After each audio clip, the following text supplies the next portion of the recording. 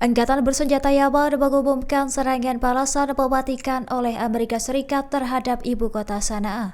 Dengan menggunakan pesawat dirawat, mereka menargetkan jantung kota Israel pada Senin 21 April 2025. Serangan itu sebagai balasan atau serangan genosida terhadap warga Palestina di jalur Gaza. Selain itu, militer Yaman juga menargetkan kapal induk Amerika Serikat Truman dan Vinson di Laut Merah dan Laut Arab. Serangan itu dilaporkan menggunakan rudal jelajah dan pesawat nirawak.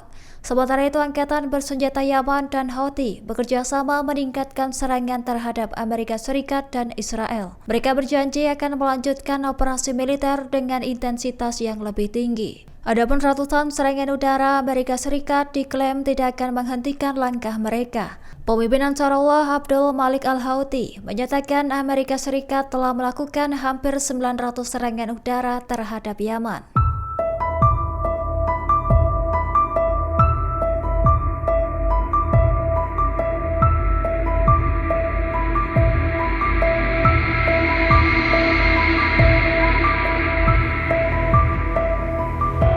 Israel dilaporkan tengah menghadapi krisis besar di tubuh militer akibat kekurangan pasukan yang signifikan. Tentara bahkan mengerahkan prajurit yang belum menyelesaikan pelatihan untuk bertempur di jalur Gaza.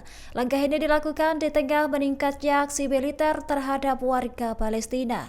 Israel dikabarkan kekurangan pasukan hingga menghambat rencana politik dan militer di jalur Gaza. Sementara itu, Kepala Staf Eyal Zamir telah memperingatkan Perdana Menteri Israel Benjamin Netanyahu. Adapun penyebab krisis pasukan yaitu penolakan besar-besaran dari tentara cadangan untuk kembali bertugas.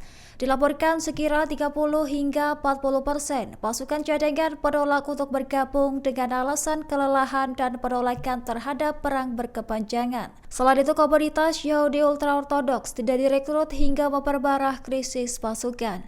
Tekanan publik pun meningkat dengan lebih dari 140.000 warga Israel menandatangani petisi menuntut penghentian perang.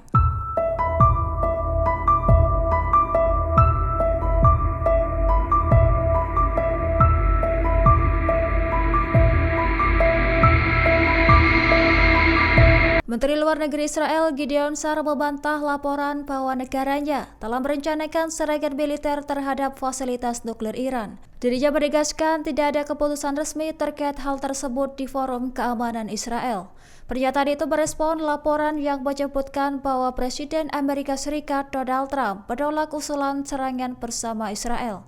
Meski demikian, Gideon Sa'ar mengatakan bahwa Israel tetap berkomitmen mencegah Iran memiliki senjata nuklir. Ia juga menuding Iran kerap menghindari kewajiban internasional demi mengulur waktu. Israel disebut hanya akan menerima kesepakatan yang mencakup pembongkaran total fasilitas nuklir milik Iran.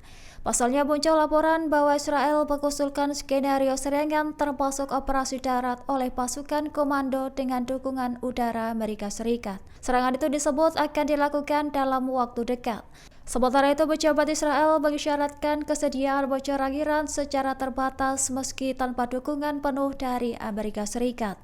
Menanggapi laporan itu, Israel membantah rencana serangan dalam waktu dekat terhadap fasilitas nuklir Iran.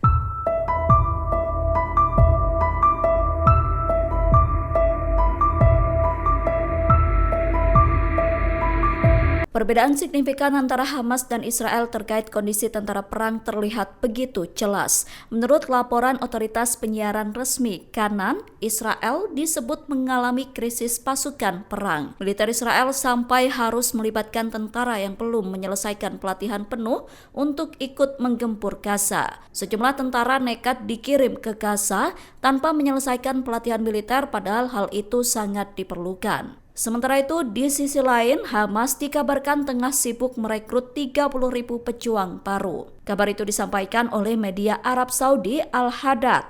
Rekrutmen terbaru Hamas itu sejalan dengan perubahan strategi perang melawan Israel, yang mana Hamas bakal memprioritaskan taktik gerilya di Gaza.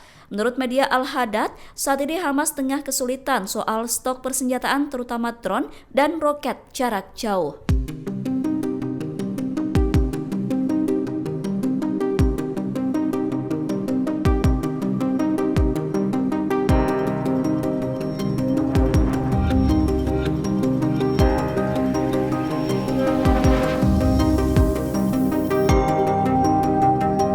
Seorang jenderal senior mantan tentara cadangan Israel, Itzhak Brig, mengakui kalau pasukannya kalah di jalur Gaza. Itzhak mengatakan bahwa klaim pasukan Israel telah meraih prestasi besar di jalur Gaza tidak benar. Menurutnya, pasukan Israel telah menelan kekalahan telak dari Hamas. Pernyataan itu disampaikan Itzhak Brig pada Senin 21 April dikutip dari Al Jazeera melalui Tribun News. Kekalahan telak yang dimaksud Itzhak Brig merujuk pada target perang yang telah ditetapkan sebelumnya oleh Israel. Itzhak mengatakan pasukan Israel tidak berhasil mencapai satu pun dari target tersebut. Ia juga menyebut bahwa militer Israel tidak menyebabkan kerusakan ratusan kilometer terowongan Hamas. Ia menilai pasukan Israel tidak mampu membentuk pemerintahan militer untuk menggantikan Hamas.